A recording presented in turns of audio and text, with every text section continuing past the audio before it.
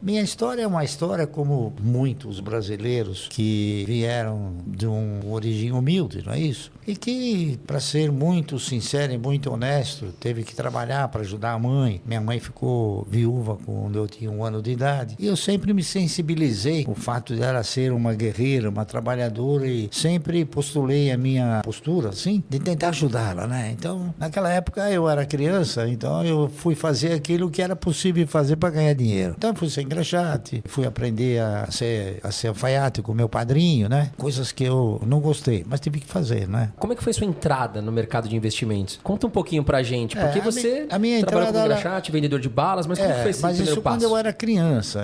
Depois eu fui evoluindo, evidentemente, eu fui crescendo. Eu me formei contador, não é isso? Em 1958. Em 1962 eu me formei em economia. E aí então eu já havia adquirido uma certa maturidade em termos de economia, não é isso? E nós então fomos evoluindo na razão direta das pesquisas que a gente foi desenvolvendo. E eu sempre mirei o meu foco, né, para mim poder ter uma renda mensal. Essa foi meu principal objetivo. E para mim ter uma renda mensal, eu acabei analisando uma série de fatores. Eu aí de contador eu fui para ser auditor, e de auditor a gente frequentava as empresas, conversava com os empresários e via que os empresários, eles tinham o quê? Eles tinham uma forma generosa de ter uma renda mensal através do quê? Através da participação de lucros, etc. E isso foi evoluindo em mim até que um belo dia eu falei, bom, eu vou ingressar nesse universo de investidores, é isso? E comecei pequeno, comecei comprando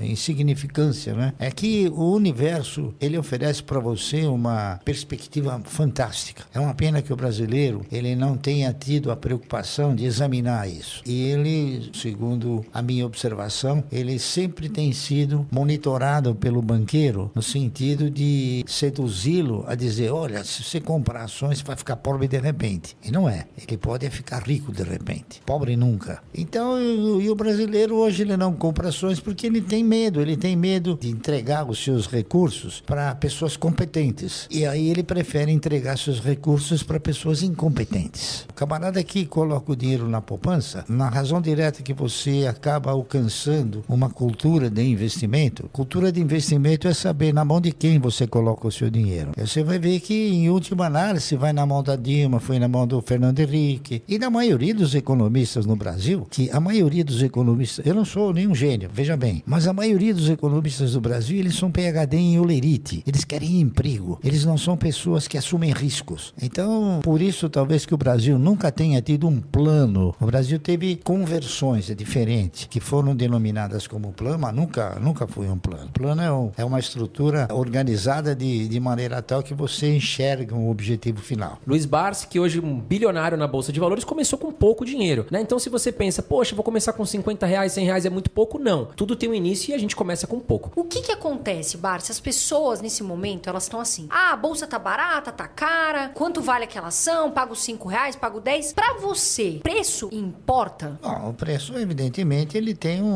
é um dos componentes. Ele é um dos componentes da decisão que você acaba tomando. Mas ele não é o único componente. Ele, conforme disse, é um dos componentes. É preciso que você tenha o quê? Que você tenha um elenco de fundamentos que possam te conduzir a você exercitar uma carteira de renda mensal. A minha visão principal é carteira de renda mensal, que eu faço isso desde 1971 e vou continuar fazendo até não poder mais. Porque é a única trajetória capaz de te conduzir ao quê? A você ter um futuro estável. É a única trajetória. Não existe outra. Quem está entrando na Bolsa desde o ano de 2019, pegou uma alta ali muito grande em 2019. Em 2020 veio o efeito pandemia, a Bolsa despencou. A gente teve alguns respiros, mas digamos que os investidores perguntam pra gente, e aí, André, Carol, o que você acha a Bolsa hoje, no nível que tá? Tá barata? Qual a sua opinião, Barsi?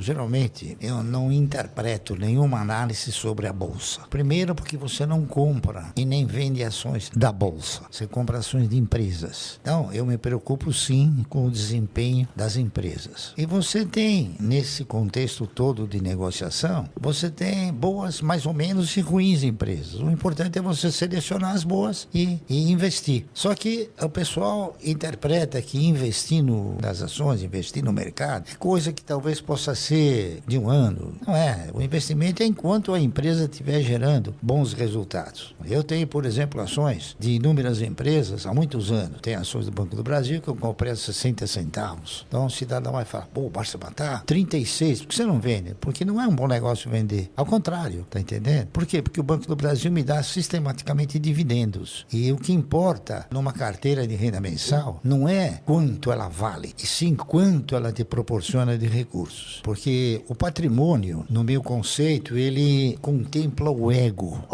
Patrimônio. Mas ele não te põe dinheiro no bolso. O que te põe dinheiro no bolso é o dividendo. Então eu já aprendi e tento mostrar para as pessoas que, por exemplo, os camaradas compram uma ação por 1 e veio 90 centavos, ele não ficou pobre nem perdeu tudo. Houve uma oscilação porque o mercado ele é de renda oscilante. Mas o que vale são aqueles recursos que você obtém através do quê? Através da distribuição dos resultados das empresas. Esse é o fator principal. Barsi, comentando sobre o setor elétrico, quais são as 3 ações que o senhor mais gosta? Todas. Eu gosto de todas. Que o senhor tem de mais todas, posição? Eu gosto de todas aquelas que geram e transmitem. Aquelas que distribuem, não. Por quê? Porque o custo de geração e o investimento em geração, como o investimento em transmissão, é muito menor do que o investimento em distribuição. Distribuição, a empresa tem 70 mil clientes, né? E na transmissão tem 1 ou 2. Então, o custo é sempre menor. O custo de operação, consequentemente, o resultado é sempre mais significativo. Quais os melhores setores da Bolsa para você, Barsi? Os melhores setores para você investir são aqueles sem o qual uma economia não funciona. Esses são os melhores setores. Então, você tem energia elétrica, setor de bancos comerciais, você tem telefonia. Saneamento eu não aprecio muito. Eu tenho algumas ações da Sabesp compradas há muitos anos, mas um saneamento aqui no Brasil ainda tem muito lugar que tem fossa, né? Então, o investimento em saneamento, como ele é feito mais ou menos, a maioria por estatais, então, o que você coloca embaixo da terra não gera voto.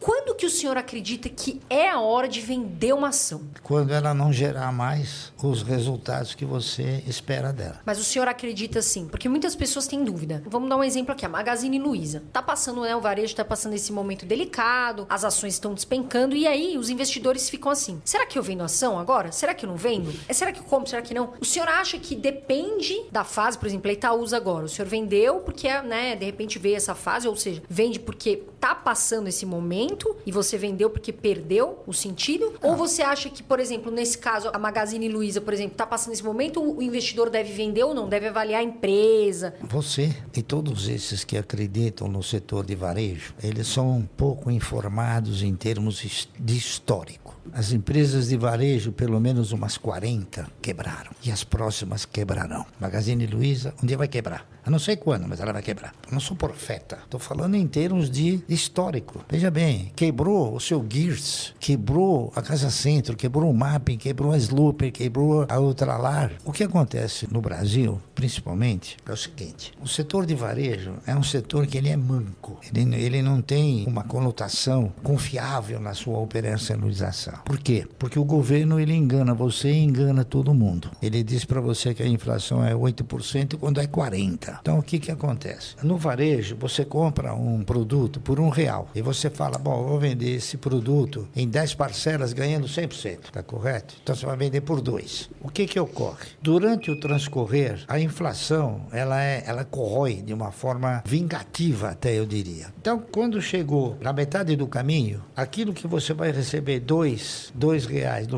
no fim da linha, você já tem que comprar esse produto por R$2. Então, o varejo é uma atividade que você tem que estar sempre aportando recursos, sistematicamente. É por isso que, na minha avaliação, ele não é um setor bom. Então, quem compra varejo é porque ele desconhece isso. Quais são 3 empresas que o senhor não tira da carteira? Desde que o senhor começou a investir, o senhor pretende ficar com elas até o final? A Klabin é uma delas. Eu diria também o Banco do Brasil, porque o Banco do Brasil, ele é a única empresa estatal que tem um bom dono, que se chama Previ, porque ela também é uma empresa controlada pelo governo, né? Mas ela tem a Previ. E a Previ escrevi não são os políticos, são os ex-funcionários. Então, há uma preservação muito mais eficiente no caso do Banco do Brasil. Tem uma terceira empresa também, eu diria a Unipar, da qual eu faço parte como membro do conselho, que são atividades que são importantíssimas numa economia. Qual ação que nesse momento o Jacaré está de boca aberta querendo comprar? TASA.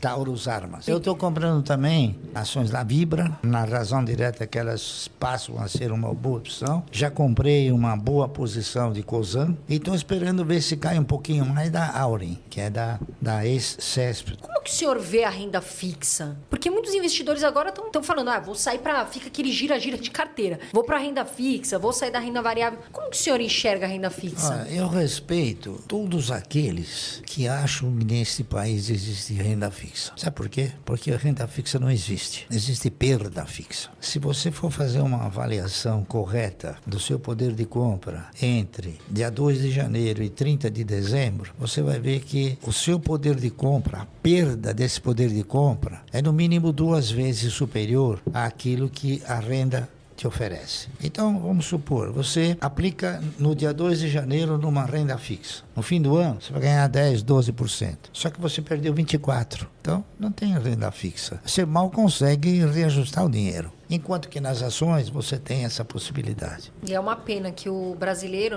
que não sabem como começar, estejam com o dinheiro ainda muito na poupança, né? Infelizmente, nosso país é o que é. E o brasileiro, ele é sempre atemorizado pelo banqueiro, né? Fala, não compra ações que você vai perder, né? Mal sabe ele que ele perde na renda fixa. E tem um negócio interessante até de se comentar, né? Quando o Collor, ele assumiu o governo, a primeira coisa que ele fez foi mudar o padrão monetário. Ao mudar o padrão monetário, ele tirou o cruzado e instituiu novamente o cruzeiro. O que ele fez? Ele encurralou todas as aplicações, menos as ações. Então, para quem diga que as ações não têm garantia, elas têm uma garantia maior do que a poupança e uma segurança ainda mais intensa. Eu, por exemplo, não fui afetado. Eu tinha ações, fiquei com as ações, estou com elas até hoje, ganhando, e teve muita gente que perdeu.